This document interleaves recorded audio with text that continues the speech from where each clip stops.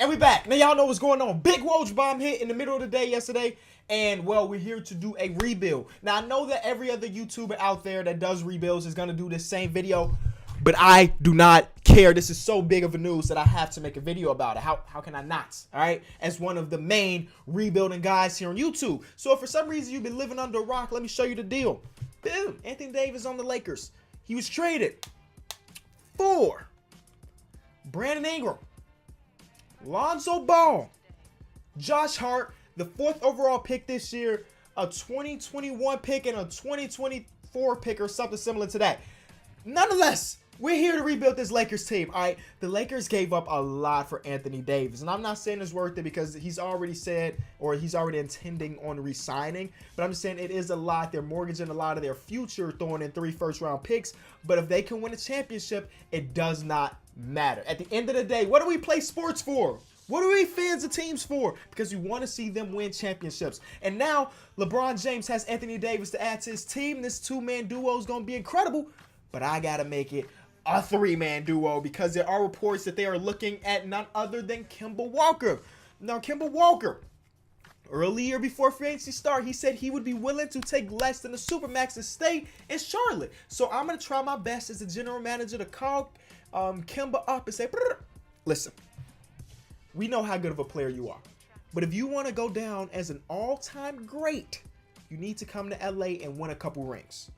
If we get that into his brain and he comes to LA, well, we could be looking at a championship team the first year of this rebuild because it's relevant. I went over to, this is going a lot slower than I expected. The Kevin Durant injury is there. The Klay Thompson injury is there, which means that the Western Conference is open, wide open. The Lakers are there now. We still have Houston. I'm sure Denver is going to still look good. Portland, OKC is wide open. But not after I'm done with this Lakers team, okay? So let me make sure I do have my draft class in. I do. As you can see, I'm on the PlayStation today. Usually I'm on the Xbox doing rebuilds, but I decided to spice it up because the PlayStation draft classes are so much better.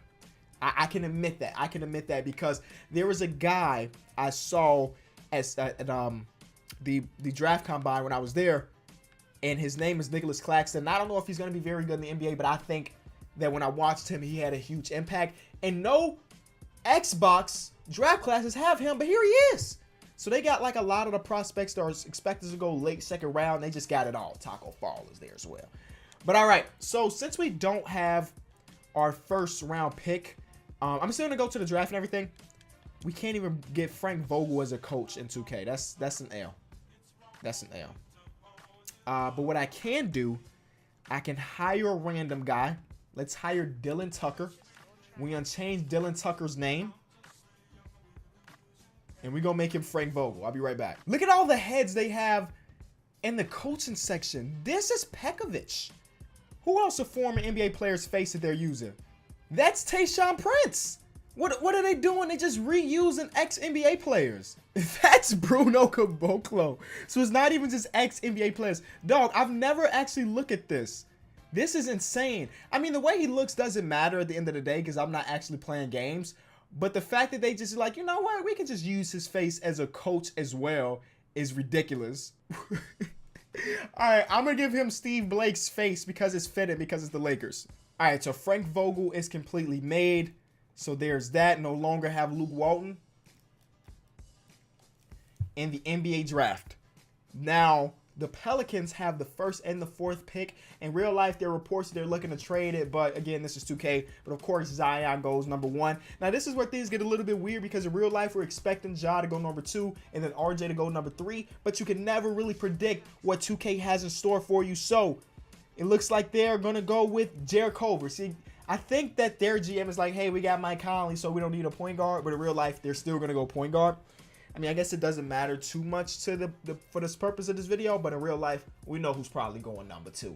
And then number 3, RJ does go number 3. All right, but we don't have any draft picks. I'm just kind of looking around to see how they were going to do things. And then Ja went to the Pelicans. So Lonzo and Ja going to be on the same team, running point guard and backup point guard? Wow.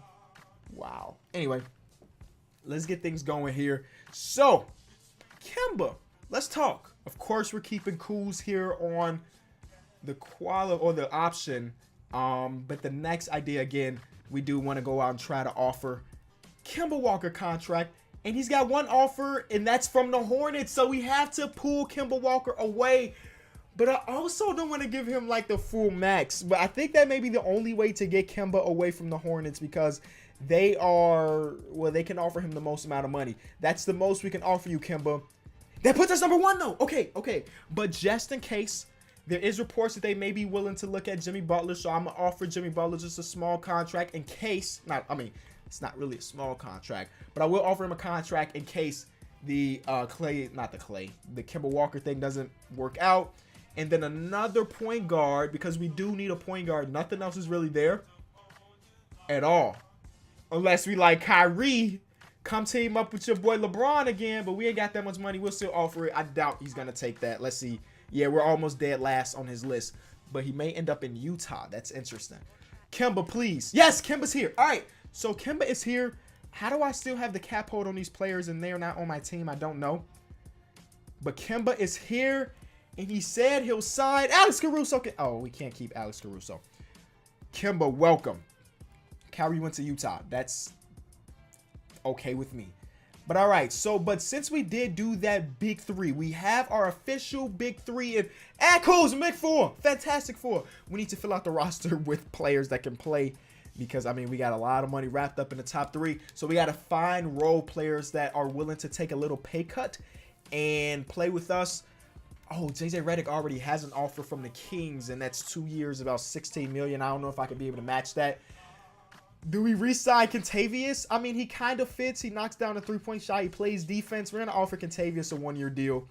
And he's a Clutch Sports player.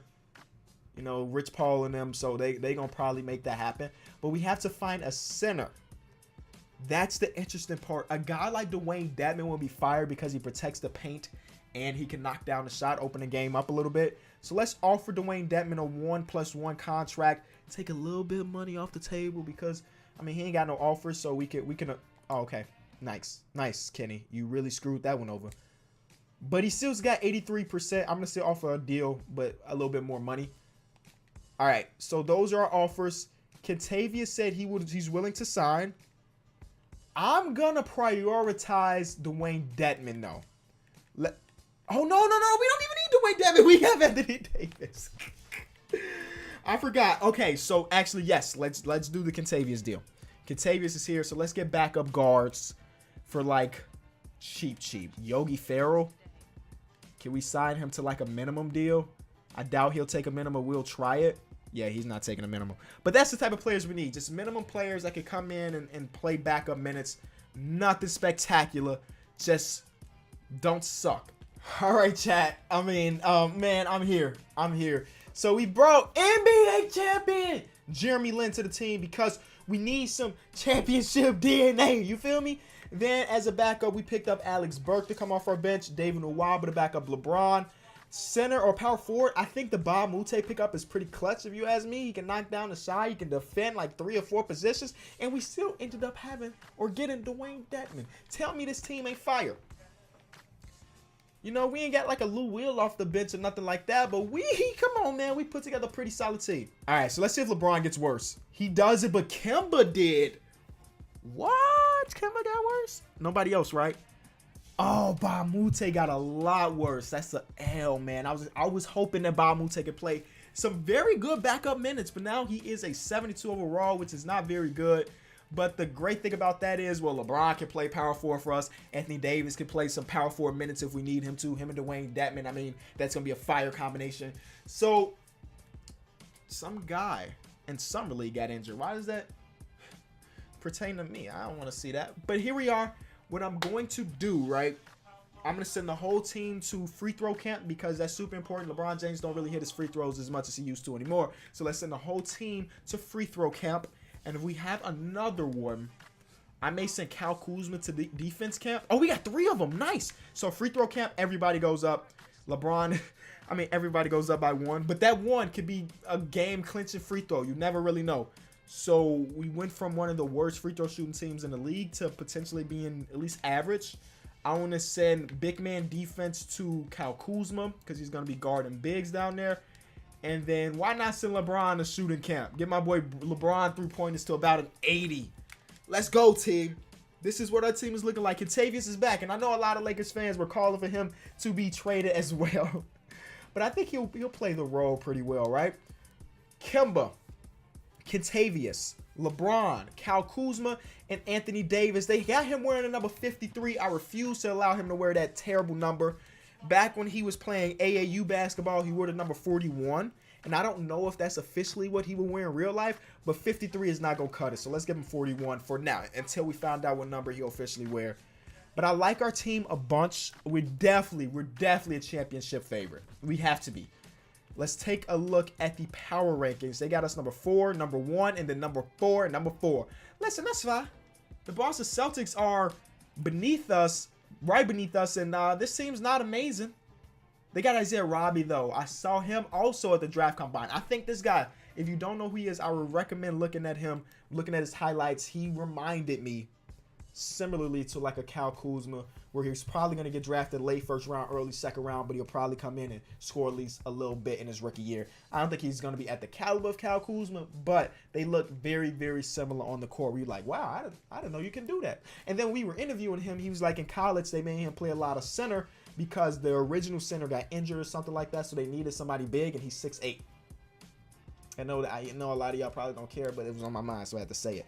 So let's take a look around the league. Who else signed where? Because this is all new. They were using the PlayStation, so I wonder if it's just a little bit different. They brought back Tobias Harris, Kelly Oubre is in set with the 76ers, and Brook Lopez. Interesting team. Oh, and Klay Thompson walked. So they're waiting for Klay Thompson to get healthy. 2 years, $55 million. Again, in real life, he's probably going to resign, but we're playing in the 2K world. The Bucks lose Chris Middleton, so this team that was close to being a championship team or get into the championship looks completely different and doesn't look very good. The Bulls have Chris Middleton. I mean, all right, Darius Garland. I mean, okay, Bulls, do your thing. The Cavs didn't really do anything. The Celtics didn't really do anything. The Clippers got Kevin Durant. So, I mean, he's out for the entire season, but once he comes back, he's going to be with Gallinari. He'll be with, oh wait, Gallinari's on the last year of his deal. Same thing with Montrezl Harrell and Lou Williams. So this team that you see, this is not the team Kevin Durant's going to be playing with. Derrick Rose is there on a 3-year deal, so he'll be there with KD. That's very interesting because that could happen in real life. The Hawks picked back up Dwight Howard. Bad idea. Dwayne Wade's not officially retired just yet. The Hornets' best player is Bobby Portis. Can we get some F's in chat for the Hornets fans for losing Kemba Walker and signing Bobby to be your best player? Oh, and Tony Parker's still there as well, not retired. The Kings pick up Enes Kanter, bring back Willie Cauley-Stein, pick up JJ Redick. Interesting. The Knicks strike out on all the bigger guys, so they settle for Julius Randle, who's only 24 years old. He can grow with RJ. He can grow with some of these young guards and Mitchell Robinson. I think that's a terrible thing. The Lakers, y'all know us. The Magic didn't do anything. Shout out to Mario Hezonja. He's back in Orlando where it all started. Shout out to my homie, man. If you know, you know. Y'all know that Mario Hezonja is the homie. The Mavericks bring in Thomas Bryant, but that's pretty much it. DeMarcus Cousins and D'Angelo Russell are together in Brooklyn. I wonder how they're going to do that. They don't really have a power forward, so are they going to move Boogie to the 4? No, they can't. They can't. Anyway, we got the next team. Nuggets didn't do much. Jimmy Butler and Victor Oladipo are teaming up. That defense is going to be incredible. They got this guy as well, who I saw some of his workouts. He looks like he's going to be a promising NBA player as well. The Pelicans, on the other hand, look at their squad. They picked up Zubac in free agency. They brought back Jaleel. It's a bit weird that they're going to have Lonzo and Ja, and I think Ja's actually going to start because his overall is higher, but it is what it is. The Pistons can't do anything. They bring in Thomas Satoransky. The Raptors keep their core, probably fighting for another championship, but this time they have Noah Vonleh on the team. The Rockets, Chris Paul, everybody's still the same. The Spurs, they bring in Niko Mirotic. That's a very interesting signing because they were the lowest three-point shooting team as far as how many attempts they were attempting a game, and now they got one of the best three-point chuckers. Like, Nico is never afraid to take a three-point shot, ever. Contested, 3 hands in his face, 4 hands in his face. Nico's going to shoot that pill. Then we have the Suns pick up Derek Favors and JaVale McGee. They draft Kobe White. Look at the afro on Kobe White. That is insane. The Thunder don't do anything significant. The Timberwolves don't do anything significant. Bring back Ricky Rubio. The Trailblazers, they bring in JaMychal Green. Okay, interesting. They draft Bruno Ferdinando. The Warriors, on the other hand, look beat up. Bogdanovich is their biggest signing to come in and fill the void of Klay Thompson and KD. And the Wizards, they draft Jackson Hayes. They pick up Jordan Bell. John Wall is out for most of the season. All right, so we're going to get to simulated games. I'll go into the All-Star break and see where we're at. All right, so we are 37-20 at the All-Star break, which is not ideal. That puts us third in the Western Conference after all of this. And I don't know exactly what it is or why we're losing games. LeBron James's numbers are down. But that's the way 2K works. When you start putting stars on the same team, everybody's number goes down. It's kind of weird that they do that, but it is what it is. LeBron's averaging basically a career low in points per game. He can't, even his rookie number. Oh, nope. His rookie year was lower than this. But nonetheless, I mean, he's shooting 53% from the field. We need to get LeBron to take more shots. Why is LeBron not taking? Actually, can we do that right now? Can LeBron take more shots? He's playing 42 minutes in his old age. Get my guy to... That's supposed to be Frank Vogel, by the way. Why is his hairline here, but his hair don't start to...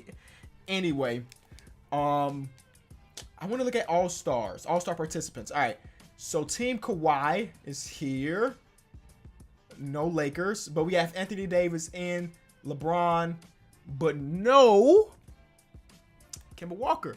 But we do have Zion. Rookie Zion's averaging 29 and 4.5. Whoa. Are the Pelicans good? Oh, the Pelicans record is very close to ours. Yo, that's tough. Ja Morant is starting at point guard. He's averaging about 17 and 7. Off the bench, Lonzo's averaging 8 and 8. This is insane. This is insane that they're the 4 seed and we're the 3 seed right now. I do not approve. Kevin Durant is not back just yet, so of course Gerald Green is starting for them. And the West, on the Eastern Conference, the Bulls look like they may make the playoffs. Shout out to my guys. But the best team in the league is the OKC Thunder. They didn't make any changes, really. I mean, they brought in Gorgie Zhang, I guess. That's a change.